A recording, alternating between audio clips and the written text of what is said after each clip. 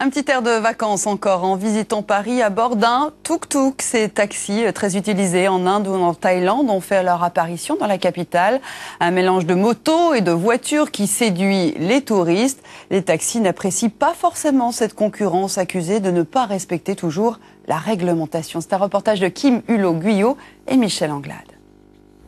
Malgré la crise, Paris reste la ville la plus visitée au monde. Dans son paysage, de drôles de petits triporteurs ont surgi, les tuk-tuk. Et les touristes adorent. C'est très joli. Et on parcourt la ville autrement, en moins de temps. C'est très romantique. Au pied de la Tour Eiffel, les tarifs sont clairement affichés. 60 € en moyenne pour 3 personnes pour une visite motorisée et guidée de 20 minutes. Une activité légale à condition de posséder un permis A, moto, pour ce type de transport touristique. La plupart des chauffeurs l'ignorent. Ce conducteur, lui, plaide la bonne foi.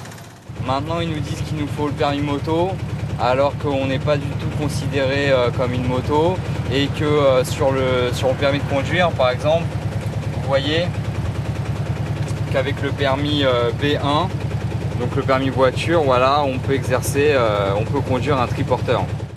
Autre impératif, interdiction de prendre des clients à la volée.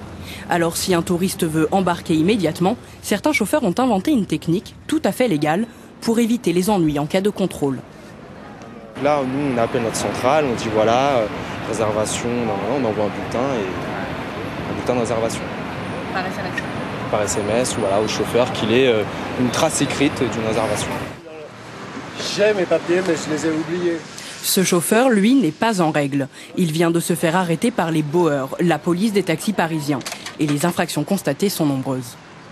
Il y a le travail dissimulé parce qu'il n'est pas déclaré en tant que transporteur. Il y a le défaut de carte professionnelle qui est également un délit. Le fait qu'il conduise un véhicule motorisé à 3 roues sans le permis A, comme l'exige la réglementation, c'est également un délit avec une peine d'emprisonnement. Donc voilà, donc il risque pas mal, oui. Quant aux taxis, ils prennent cette nouvelle concurrence avec philosophie. Je travaille que l'été, les pauvres gars, c'est tout. Hein. L'hiver, ça m'étonnerait. C'est une concurrence, ça, quand même, ça enlève un peu de boulot. C'est une concurrence, oui, non, parce que c'est vrai que vu les appareils, ils ne peuvent pas faire les grandes courses, aller aux aéroports ou choses comme ça. Une cinquantaine de tuk-tuk circulent aujourd'hui à Paris, un parc automobile qui grandit à chaque nouvelle saison touristique.